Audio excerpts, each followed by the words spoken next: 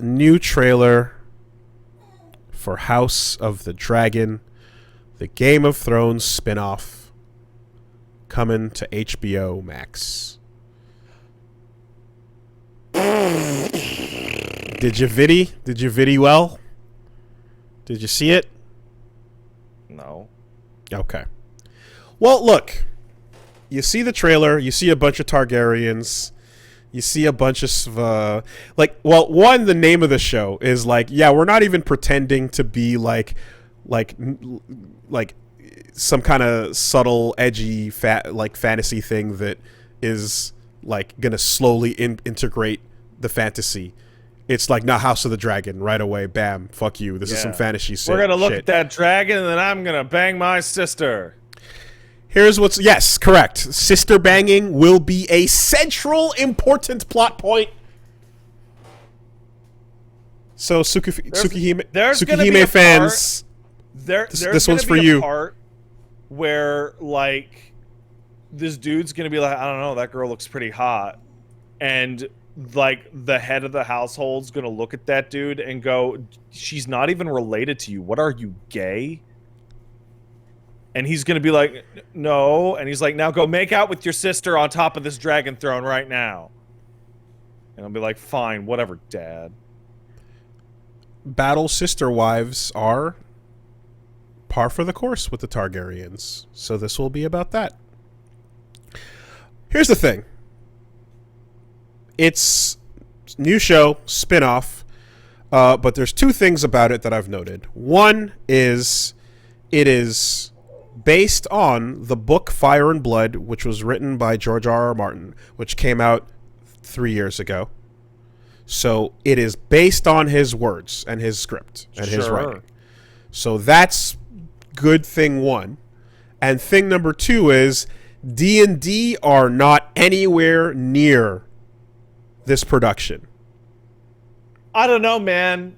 This is the most extreme version of, but that shit's still over there, though. It's hard. And make no mistake, this thing has to climb out of the gutter bit by bit to get back to being par. It has to prove itself. But the two things that would weigh it down the worst being D&D and no actual script to go off of from George R.R. Martin are not here. So it's a possibility. It's conceivable.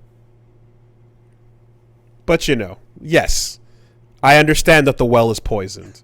It's the worst version of this I've ever seen. It is. And it's universal. Some people still watch and enjoy The Walking Dead, despite the fact that just about everyone I know agrees that it became terrible many seasons ago. I think the absolute ultimate how do I put this? The ultimate hint that this is in a bad spot to start, just from public perception, is that I was scrolling down Twitter and I saw one guy post it and go, oh, here's the Game of Thrones thing, and no comments on it, and it was all I had seen of that the entire week, and it's just people are just seeing this and their eye passes over it, and then they just keep turning their head. It's definitely gonna get the people who loved the ending, who were just fuck that throne.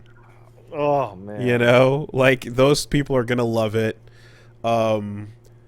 It'll probably be a highly HBO-ified version of things, because you got to get those titties out in the first 20 seconds or people are going to just lose attention. You got to do this, you got to do that, So you're going to see the HBO formula at its hardest as they try to recreate the phenomenon. But look, if it comes out and it ends up being not seasons 1 or 2, but 4 or even 5, it might land. This means nothing to Pat. This means what are you? Oh yeah, sure. 5 totally. 5 season was 4. Yeah. Sorry. Okay. 5 was the start of the downhilling, Okay. and then 6 to 7 were just the full on pants shit. Yeah, all right. The beautifully rendered horse. Oh, The beautifully rendered horse Okay, yeah. is 1 to 4. Yeah, okay, good. 1 to 4 is the beautiful horse. Anyway, unless the book was shit anyway, in which case, I don't know. Oh no! It's hopeless. Yeah. Anyway, this has been another fucking episode of Woolie says he hopes for the best, and Pat says no fucking way, and that's just... I'm not even saying that. I'm just saying this has like the most unbelievable hill to climb ever. It does. I think we're both saying that. But no, this is no. But I just there's been a very clear glass half full and half empty approach to many a story this week. God bless. You're gonna see this conversation hopefully repeat itself, which people go, wow, the new House of Dragon thing, it's really good. It reminds me very strongly of those first couple of seasons. I'm really enjoying it. And then their friend is gonna go, I don't know, man. I don't know about Game of Thrones anymore. Like that's what I see in this show's future.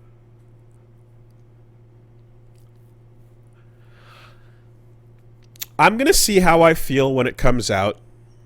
I can definitely give it the once over to see if it has anything to say, you know, and the reason why is because after all that, like, anger and just frustration at the turbo fumble, the gigabotch, right? Yeah. I still was sitting there with Punchwife, and we would just click on a thing, and it's like, here's a collection of Tywin's best moments. And it's just everything that Charles Dance does in that show, and you go, oh, it was so good. Or Bobby B. For you, Woolie. You get to watch the fucking Baratheon compilation, and you're like, damn it, he was so fucking good. I have something for you, Woolie, to keep in your mind as you watch this first couple episodes, which is the one thing that you like. We had that long talk about the Game of Thrones ending, but there's one thing that jumps out at me super strongly, even though it's not that important in the grand scheme of thing. I want you to keep firm in your mind as you are watching how many times characters teleport from location to location. Yes, exactly. Because to me, that's like a minor detail, but it's symptomatic of all the larger problems, in which it's like, okay, so they're in King's Landing, and the next scene is them 400 miles away 5 days later. It's like, okay, yeah, all right, okay. Alternatively, you have the episodes where there's only a few of them where they had literally nowhere else to go or nothing to cut to, so they have these big dramatic conversations and then slowly fade into the sky, only to fade into the same group of people walking in the same location.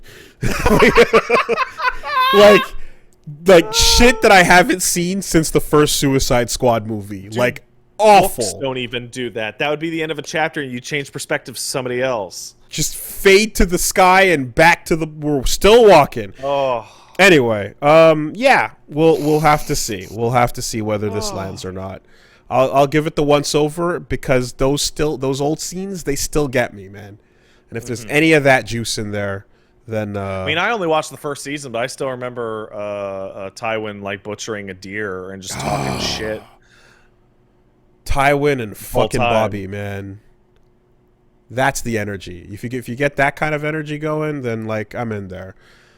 And if I see a coffee cup in the opening fucking sequence, yeah, it's like, we fly dragons in this house. Hold on, I need my Starbucks. I'm out. Yes.